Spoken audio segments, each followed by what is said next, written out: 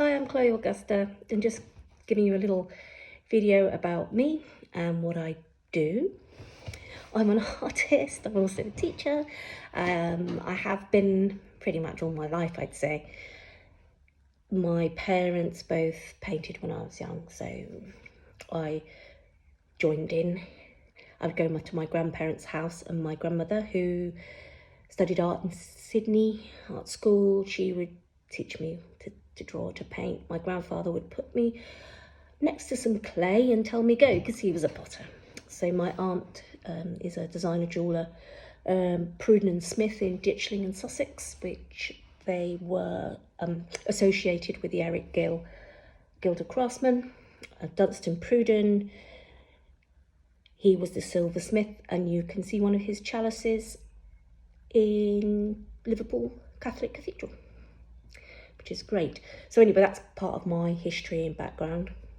So you can see it's always been around me, and so it's something that I've always done. So people ask me, when did you start? Well, I don't remember when I started, because I've always done it.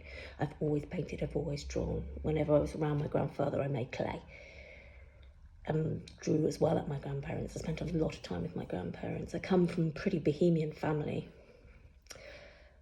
So as that was a natural path, I went on, I studied design crafts, so jewellery and ceramics, fine art. I went to Mexico. I studied at an art school, informal art school there, and learned printmaking and sculpture and drawing.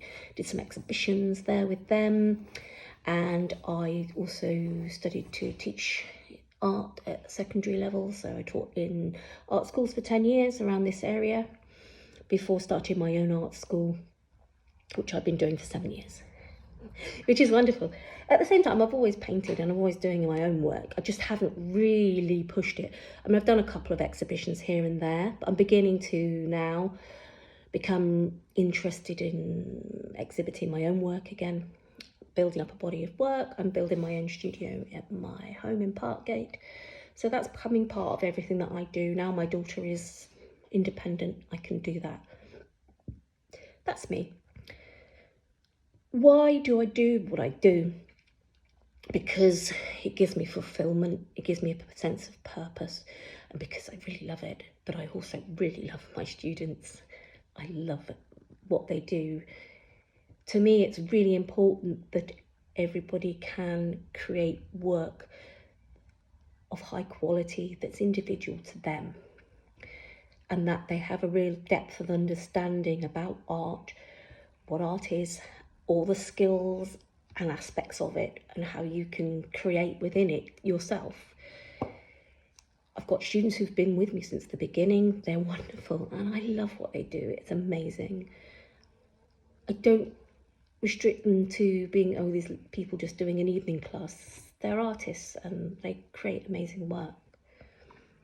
I don't teach people to draw by grid, for example, because drawing by grid might give you a sense of security in that you can, copy over exactly what you've got there, but you aren't copying exactly. It's an illusion.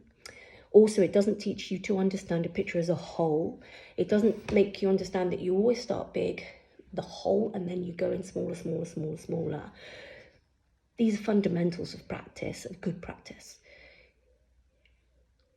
I want my students to be able to create work that's individual to them and has that underlying knowledge behind it, and that, has a beautiful quality to it. So it's not paint by numbers, it's not paint by grid. That's not the point. It's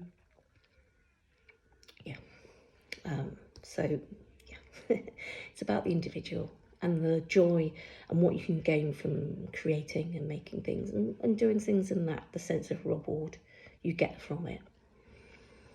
Teenagers, brilliant. Love them. Am I bonkers? I think I might be, but they're wonderful. It's wonderful to teach them art, those who love it and who come here, and I think sometimes it gives them a sense of self-esteem.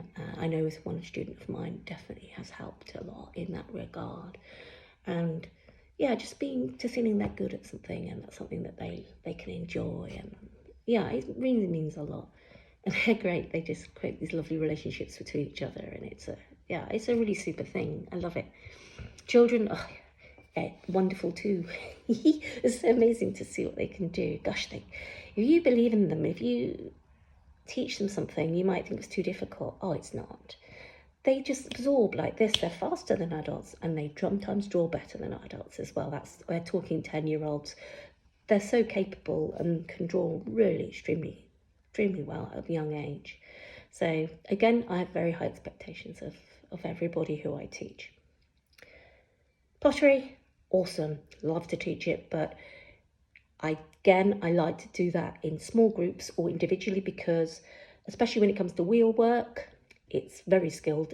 There's a hell of a lot of technique to learn, and you need attention and close attention to learn how to do it well, you know. And I guess my principle is that everybody does things well, and that I teach people that to a high standard. It's not okay for me to feel that I'm just sort of letting people have a go, you know, and then off they go. My classes aren't about a fun experience. They are full of humour. I mean, they're funny. I have a good sense of humour.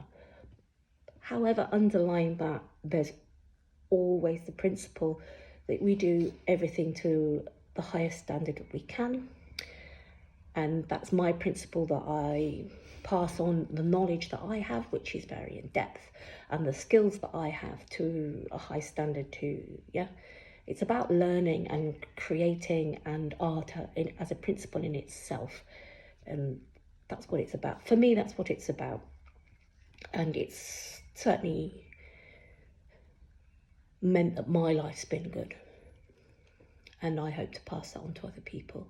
That love of something that's given me so much, and that gift that I was given from my parents, from my grandparents, passed down to me. I'd like to pass that on to others. My pottery equipment was my grandfather's. So if you come to a pottery lesson with me, you will use my grandfather's pottery wheel, my grandfather's spatula, my grandfather's fork. Yeah. And that's what he wanted. It was a principle of his that people learn, but people are educated, and that he wanted his pottery equipment to be used in that way, and that's how I'm using it. So, you know, it's a bit of a legacy, really. Passing on a legacy.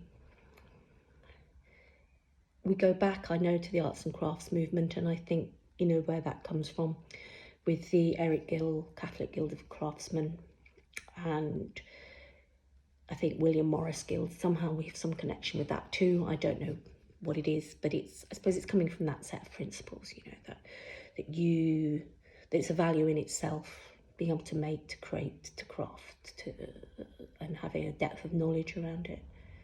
So it's really important to me, and I hope to pass that on to my students and people around me through my own work and through my teaching.